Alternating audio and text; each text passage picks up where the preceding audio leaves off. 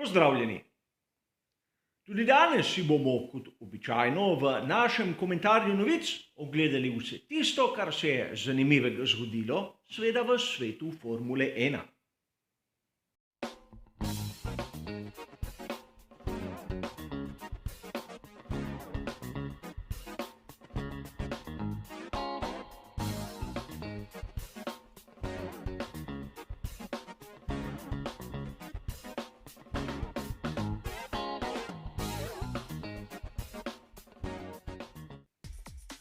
Kot običajno, tudi tokrat ne bo nekih velikih drastičnih sprememb. 4 sklopi novic, kjer si bomo skupaj pogledali vse tisto, kar se je zgodilo zanimivega in ni dobilo dovolj pozornosti ali po drugi strani rabi nek dodaten komentar. Kolikor koga izmed vas zanima, kaj piše v tistih citiranih izvirnikih, ponavadi dobite vse bližnjice do izvirnih člankov navedene v samem opisu. Da ne bomo predolgi, ker imamo kar nekaj zanimivih tematik, je najbolje, da začnemo z našim prvim sklopom.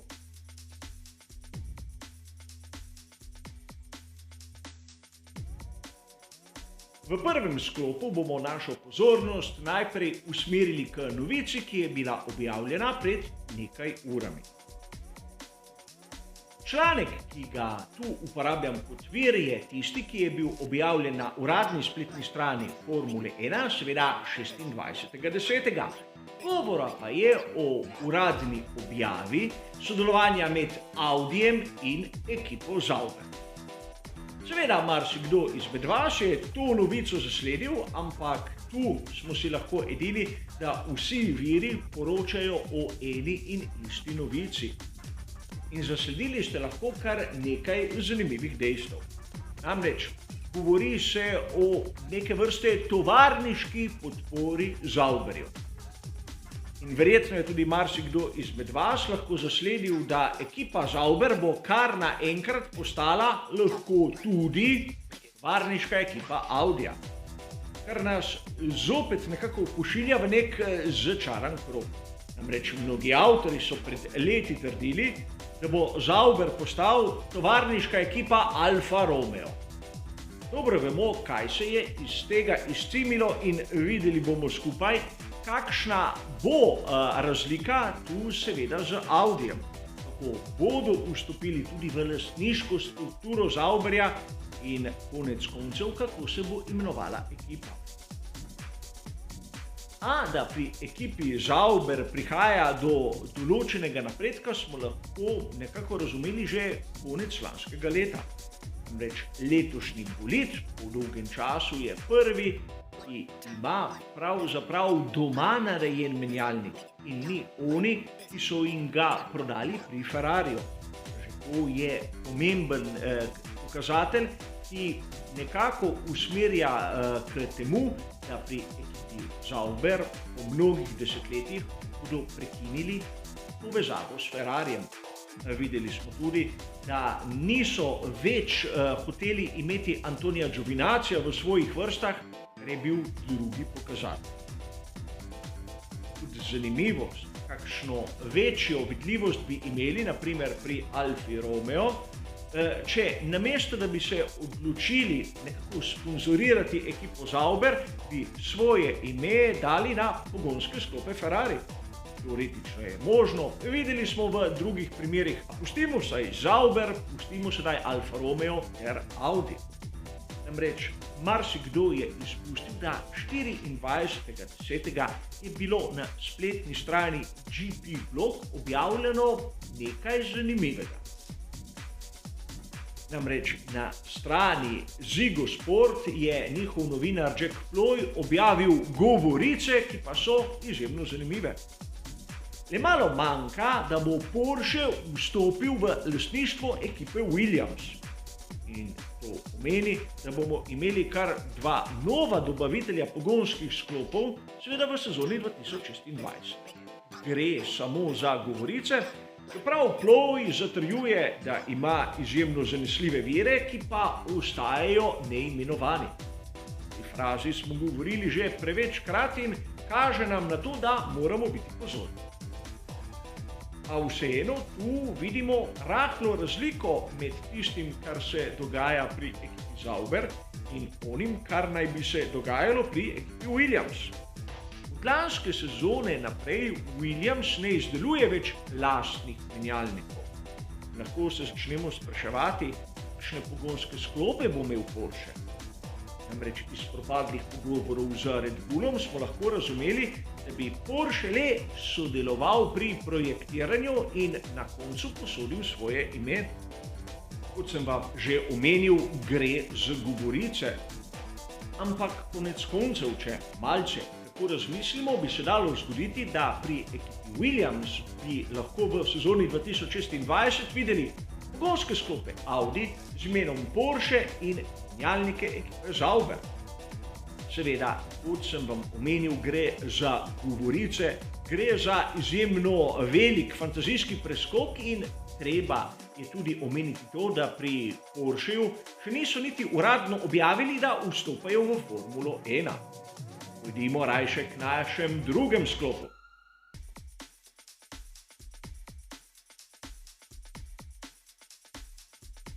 Na spletnem portalu Planet F1 smo lahko 25.10. zasledili članek, ki navaja izjavo Nika Rosberga. In vem, mnogim navdušencem Nico Rosberg kot komentator ni všeč. Namreč njegova poteza konec leta 2016 je kot kost v grlu se zataknila mnogim ljubiteljem Formule 1, ampak tokrat ima prav. Vsaj tak je moj pogled. Dejal je, da pri FIA so se znašli v izjemno nerodnem položaju. Namreč zdaj bo prišla na vrsto kazen za prekoračitev proračuna v sezoni 2021. In Nico Rosberg pravi, da karkoli se bodo odločili pri FIA, bodo pri delu publike izzvali kritike. Ali bodo prestrogi ali pa preblagi pri izrekanju kazni.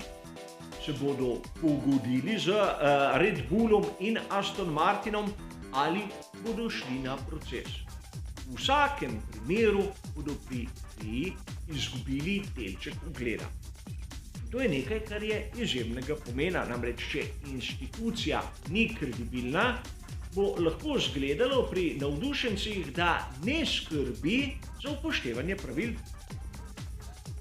In tu sam ne vem, kakšna bi bila prava pot, ampak vseeno pri FIA bi morali strmeti za transparentnost. Namreč toliko je bilo govora o Red Bullu in njihovem prekršku, da smo malce tudi pozabili na ono drugo ekipo, na Aston Martin. A v časopisih, ki se v resnici bolj ukvarjajo s trači, kot je Express, smo lahko 25.10. prebrali izjavo Mikea Cracka. In ta položaj ekipe Aston Martin postavlja ob bok tistemu, kar se je zgodilo na primer v Williamsu, kjer so imeli zamudo pri oddaji finančnega poročila. In seveda dobro nam je znana sankcija 25.000 evrov, ki jo je dobila ekipa iz Grova. In sedaj, kot smo lahko prebirali tudi na spletnem portalu motorsport.com, se pri Aston Martinu pogajajo s FIA. Seveda, priznali bodo krivdo, gre za administrativni prekršek, ampak izgleda, da bodo lahko dobili tudi zmanjšano kazen, ker se bodo pogodili. In tako prihajamo v tisto spolsko področje, kjer bo marsikateri navdušenec tudi mislil, da pri Red Bullu so najprej izkoristili priložnost, kršili pravila in to seveda s priznanjem se tudi nekako izmuznili strogi kazni.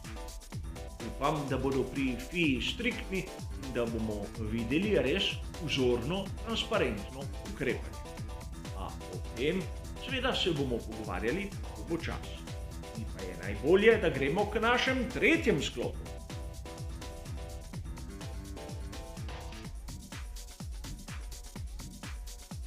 Na spletnem portalu motorsport.com smo lahko 25. oktobra zasledili, da bo Jack Doohan prisoten na prvem prostem treningu, tako na veliki nagradi Mehike, kot tudi na veliki nagradi Abu Dhabija.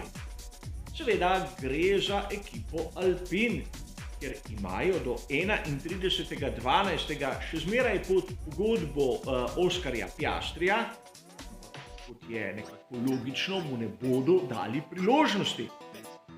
Zato jo bo izkoristil mladi Jack Doohan, seveda sin Mika Doohana, in Jack v prvenstvu Formule 2 seveda dosega zanimive rezultate, je novinec in lahko se mu zgodi, da bo tudi med temi tremi. A dobro vemo, da za njegov prestop v Formulo 1 je še bistveno prezgodaj. Reč, nima dovolj izkušenj in če smo pravzaprav iskreni, tudi nima prostega sedeža. Reč, pri Alpine bosta v naslednji sezoni seveda glavna voznika Ocon ter Gasly.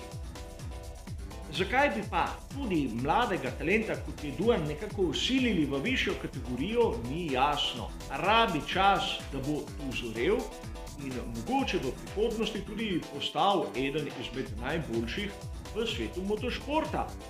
Ampak videli smo že mnogokrat, kako se je prehitra menjava kategorije končala tudi z preranim koncem kariere. A menim, da je posledica tega testiranja Doohana seveda afera Piastri, ki pa je nekako pustila v kočljivem položaju ekipo Alpine. To moramo razumeti, da mladega Avstralca so, recimo temu, tako zgodaj potisnili v uradni svet Formule 1. Kako se bo odrezal, seveda bomo videli skupaj. Želim mu pa miren in uspešen prvi prosti trening, tako v Mehiki kot v finalu v Abu Dhabiju. Pojdimo še k našem zadnjem sklopu, k zadnji novici.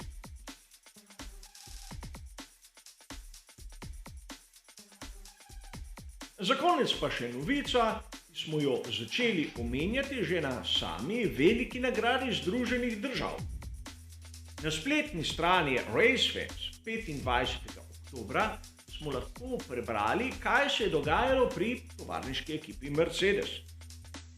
Se spomnite našega prispevka pred kvalifikacijami. Smo tam omenili, da pri Mercedesu imajo nov prednji aerodinamični stabilizator. Težava je bila v tem, da ta stabilizator ni bil skladen s tehničnim pravilnikom.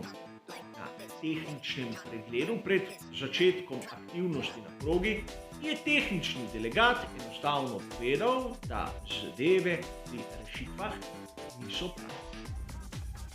In sedaj smo lahko prebrali v članku, da so se skorajda tega tudi zavedali pri Mercedesu. V Združene države so pripeljali samo en nov primerek tega prednjega aerodinamičnega stabilizatorja. To pomeni, da tudi če bi nekako šel skozi kontrolo tehničnega pregleda, ga na sami dirki ne bi uporabili. Kajti z enim samim primerkom imajo na voljo premalo rezervnih delov. Dobro vemo, da še zmeraj ostaja pravilo Parc Fermé. Sedaj se lahko mi vsi začnemo spraševati, zakaj sploh so pri Mercedesu šli na tehnični pregled z delom, ki so nekako vedeli, da ni skladen in ki ga niso imeli v dovoljšnem številu, da bi ga sploh uporabili na dirki. Zadeva je bolj zanimiva, kot se lahko zdi na prvi pogled. Ne gre za neko napako, gre za namerno dejanje. Pri Mercedesu so točno vedeli, kaj počno pri vseh ekipah Formule 1, da bomo pravzaprav pošteni. Vedo, da njihove rešitve so mejne. Zato so na nek nevtralen tehnični pregled prinesli novo rešitev in počakali, da je tehnični delegat rešitev zavrnil. Ko jo je zavrnil, je moral dati poročilo. V Mercedesu so točno vedeli, v katerih točkah so šli preko tistega, kar veleva tehnični pravilnik. A verjetno pri nekaterih niso bili pravzaprav prepričani. In zato so preizkusili FIO. Namreč na voljo so jim dali praktično novo rešitev. Pri FII so lepo povedali, v tem delu ste se zmotili, v ostalih je pa vse skladno. Zdaj, pri Mercedesu bodo napačne dele seveda preoblikovali in to z novo rešitvijo zopet poizkusili. Ampak če takrat bo tehnični delegat imel kaj proti, bodo lepo povedali, glej, na pregledu velike nagrade Združenih držav si se s tako rešitvijo strinjal. In tudi to je način, kako se tehničnega delegata FIE nekako malo tudi prelisiči. A to je svet Formule 1, to so pravila igre in tako se igra. Za danes, kot običajno, bo to vse. Upam, da pri tokratnem komentarju novic ste našli kaj zanimivega ali mogoče novico, ki ste jo spregledali. Vsekakor pa hvala za vašo pozornost in seveda nasvidenje.